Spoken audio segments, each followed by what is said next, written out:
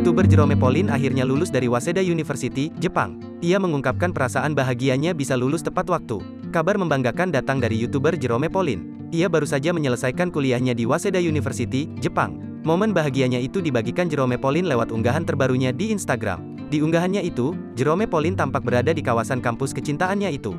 Ia tampak begitu tampan mengenakan jas berwarna hitam yang dipadukan dengan batik coklat.